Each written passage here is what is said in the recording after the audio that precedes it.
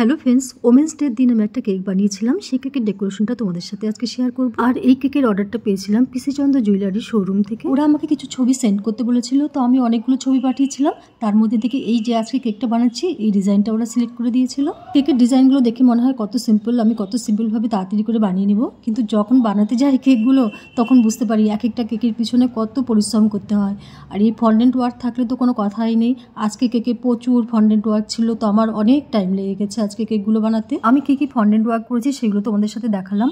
এখন দেখো পুরো কেকটাকে আমি রেডি করে নিয়েছি ক্রিম লাগিয়ে, আর কেকের কালারটা করেছি অফ হোয়াইট। কেকের ডিজাইনটা ওরা সিলেক্ট করে দিয়েছিল ওটা ছিল হোয়াইট, কিন্তু ওরা বলছিল যে একটু অফ হোয়াইট কালারের মধ্যে করতে, তো আমি অফ হোয়াইট কালারটাই করে দিয়েছি। 3 পাউন্ডের কেক, তো একটা লেয়ারে কেকটা অনেক বড় বেশ ছিল, তো আমি আজকে কেকের ডিজাইনটা করে বেশ মজাই পাবো, মানে অনেকটা জায়গা পেলে যা হয় খুব মন খুলে কাজ করতে পারবো। তো আমি বোর্ডের মধ্যে পিসি চন্দ্র বালুরঘাট এটার কথাটা লিখে নিয়েছি, আর হ্যাপি ওমেন্স ডে কথাটাও লিখে নিয়ে সেট করে দিয়েছি। কেকটা যেহেতু ওমেন্স ডে উপলক্ষে সেই জন্য কেকের উপরে একটা বড় করে ফেস থাকবে ওমেন্সে। আর এই ফেসের ড্রয়িংটা কিন্তু আমি আমার হাজবেন্ডকে দিয়ে করে নিয়েছিলাম, কারণ ওর ড্রয়িং অনেক ভালো। এবারে দেখো আমি ফেসটা বানাবো, সেই জন্য আমি প্রথমে ব্ল্যাক কালারের ফন্ডেন্ট একদম পাতলা পাতলা করে কেটে নিয়েছি।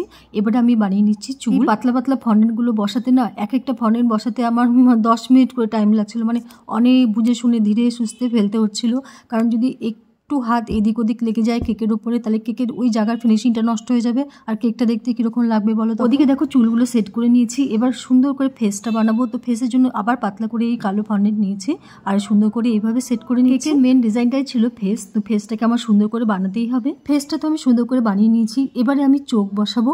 আর ফেসের মেন জিনিস কি হয় বলো তো, মুখের একটা সৌন্দর্যের জন্য চোখটাই মেন হয়। আর এই ফন্ডেন্ট দিয়ে এই চোখটা বানাতে আমার যে কতটা টাইম লেগেছে, সত্যি এই চোখটা বানাতে আমার অনেক টাইম লেগেছে, কারণ ফেসের চোখটা যদি সুন্দর না হয় তাহলে ফেসটা দেখতে ভালো লাগবে না। চোখটা সুন্দর করে বসিয়ে দেওয়ার পর এবার ব্ল্যাক কালারের ফন্ডেন্ট ছোট ছোট করে গোল করে নাকটাও বানিয়ে নিয়েছি। এবারে দেখো চুলগুলো যে বানিয়েছিলাম এই চুলগুলোর মধ্যে আমি হালকা হালকা করে ক্রিম রাখছি, আর তার উপরে এই যে ফন্ডেন্ট দিয়ে ফুলগুলো বানিয়েছিলাম সেগুলো তোমাদের আগে দেখেছি, সেই ফুলগুলো এবার সেট করে নিচ্ছি। আমি এখানে 3 রকম কালারের ফুল বানিয়েছি, রেড কালারের ফুল বানিয়েছি, পিঙ্ক কালারের ফুল বানিয়েছি, আর একটা লাইট পিঙ্ক কালারের ফুল বানিয়েছি। পুরো চুলটার মধ্যে না ফুল দিয়ে ভরা থাকবে, তো আমি এরকম করে অল্প করে ক্রিম রাখছি আর এই সুন্দর করে এই নানা রকম কালারের ফুলগুলো বসিয়ে নিচ্ছি। এবারে কিছু আমি ছোট ছোট ফুলও বানিয়েছি এই 3টে কালার দিয়ে, তো এই ছোট ছোট ফুলগুলো এবার যে বড় ফুলগুলো বানিয়েছি সেই ফুলগুলোর মাঝখানে বসিয়ে দেবো। আর এই ফুলগুলো যেখানে যেখানে ভালো লাগবে ছোট ছোট ফুলগুলো সেখানে সেখানে বসিয়ে দিচ্ছি, দেখতে যাতে সুন্দর লাগে, আমার সেটাই মেন ছিল।